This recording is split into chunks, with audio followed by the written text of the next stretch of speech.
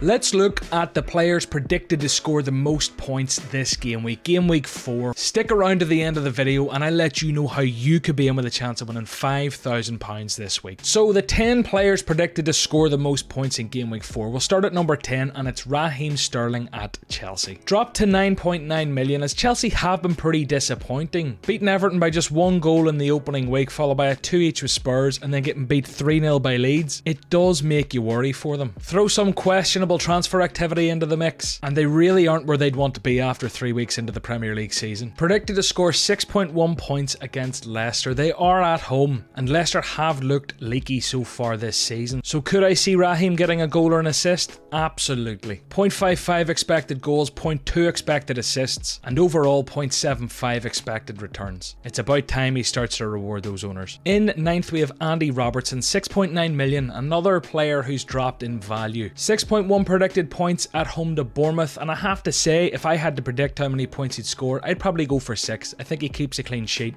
I think Liverpool have to bounce back strong, but I just don't know if I see attacking returns. I'm also worried about Tsimikas, who's seemingly be getting some game time, coming on at the end of games, which isn't something we've seen last season so much. So Robertson is a worry for me, but I do think he gets at least 60 minutes. I don't think he concedes. Expected assists of 0.28 and a 0.61 chance of a clean sheet. Expected returns 0.95. He should get something on the board, and it is long overdue this season at that price point. Into 8th and it's Gabrielle J Zeus at home to Fulham. Predicted to get 6.2 points and a 0.63 chance of scoring a goal. He was absolutely electric last week. He was insane. He did everything to make the first goal but got nothing because essentially he had like a second assist. He passed it to the guy Martinelli who shot, the rebound came to Odegaard, but Jesus made the chance happen. He looked great and what a fixture this week. I think he might outperform 6.2 but the algorithm reckons 6.2. I also captained him last week thinking he'd bang and he didn't, so I'm going to trust the algorithm on this one. In 7th, Bakayo Saka predicted to get the same as Jesus, 6.2 points. He's dropped in value and disappointed owners. He has been very disappointing, but I do feel he's getting an extra hard time because of how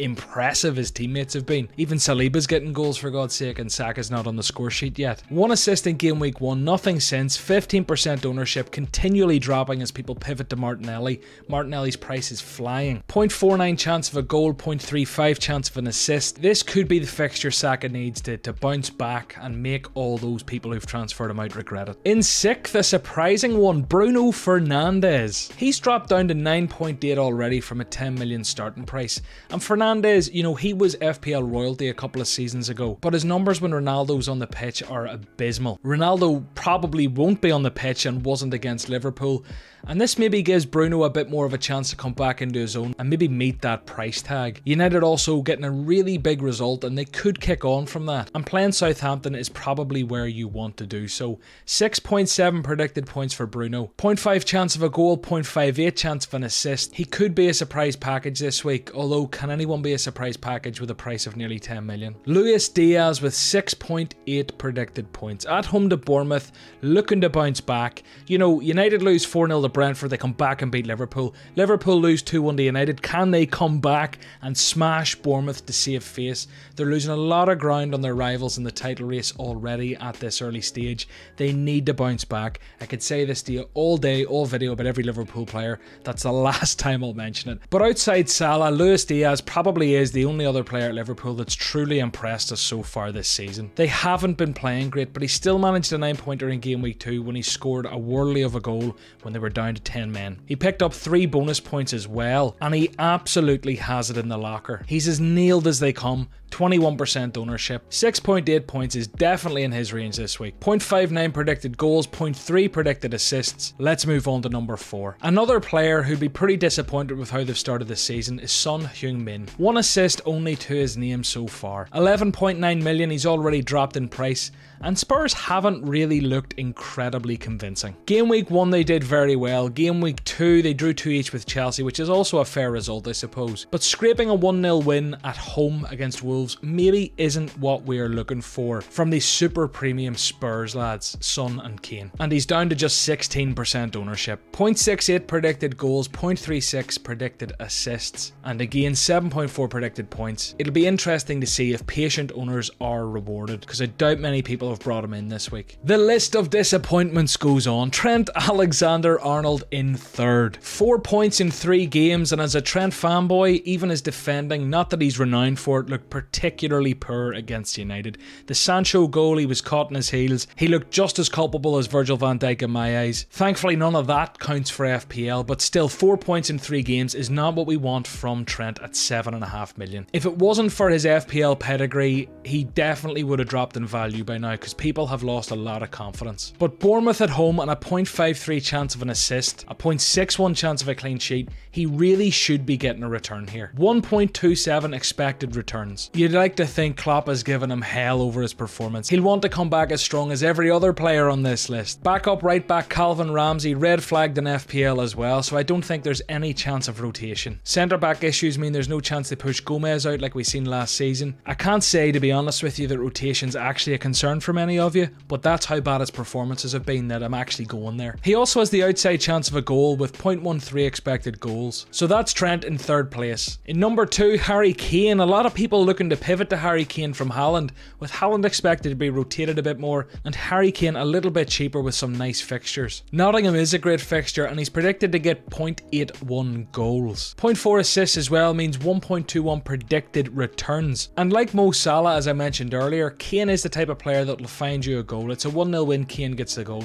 When Spurs score, you expect it to be Harry Kane. And even whenever they get beat 2-1, when they get beat 3-1, he probably is the guy who gets the one. Out and out talisman. 7.4 predicted points, expected to play a full game. Harry Kane is number 2. And number 1 won't surprise you because he hasn't been mentioned yet and he's the elephant in the room. That man, Mo Salah. Bournemouth at home, 9.3 predicted points, which might be the most predicted points I've seen, and I've used this tool a lot. 0.94 predicted goals, 0.51 predicted assists, leaves 1.45 predicted returns. He absolutely needs to step up. Not that he hasn't already, the whole team needs to step up. The midfield looks like it needs strengthened.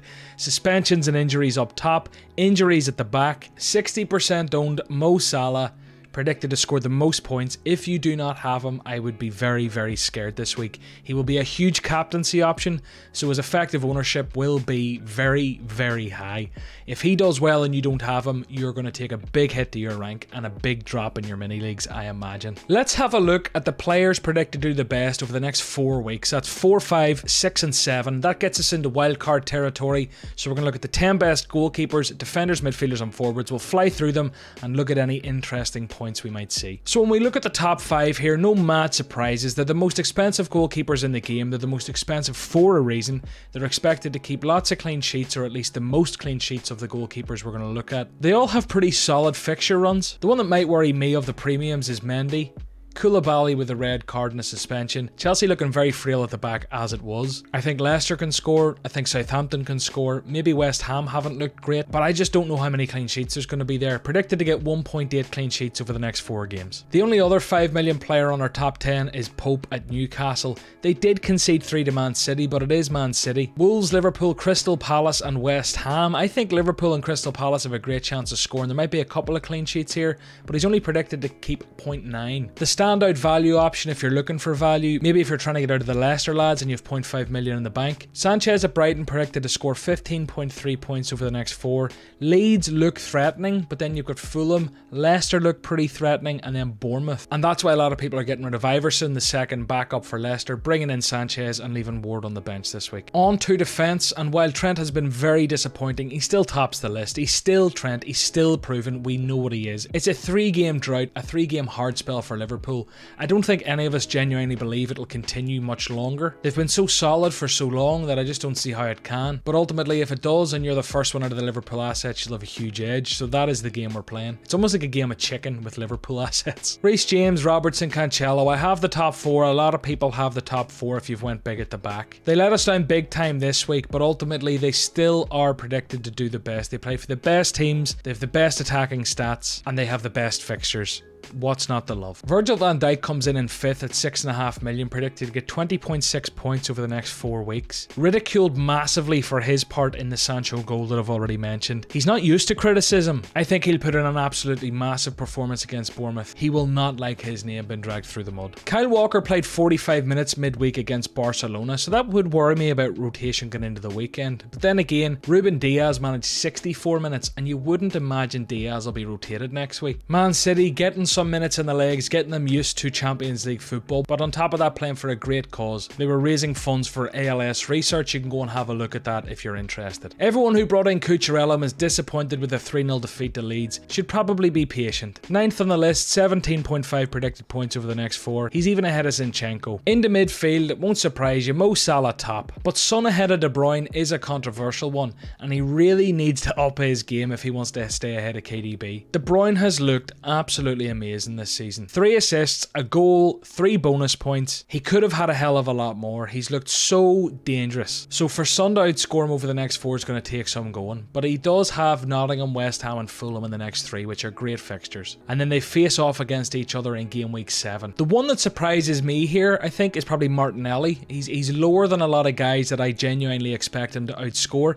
21.1 predicted points puts him in 9th place. Some great fixtures, but maybe the algorithm just doesn't have enough data yet. It could look like a hot patch of form and not necessarily that that's the quality he is and will show all season. All the players above him had much better seasons last season, and I imagine that's coming into the data. But when it comes to form, he should be right up there, top 4 or 5 for me. And when we look at the forwards, it's interesting to see Kane above Haaland. A lot of you are considering pivoting from Haaland to Kane, and maybe this will make your decision a bit easier. Aside from the worries of rotation and all the rest, Kane is actually predicted to score more points. Gabrielle J Zeus in number 3 looks fair. Danny Welbeck relatively surprising in 4th, but he just keeps performing. 2 assists and 2 bonus points already this season. We need to forget about our biases around Welbeck and his injury history and how disappointing he may have been in older clubs in the Premier League. At the minute at Brighton, he is right up there. He's playing very well, and he's a genuine option at 6.5 million. Ivan Toney, unsurprisingly in 5th, really top form, looks very sharp. Everton, Crystal Palace, Leeds and Southampton, there are goals in those games for Brentford. Martial and Ronaldo, also a little bit controversial, more around minutes to be honest. You know, if Ronaldo doesn't play,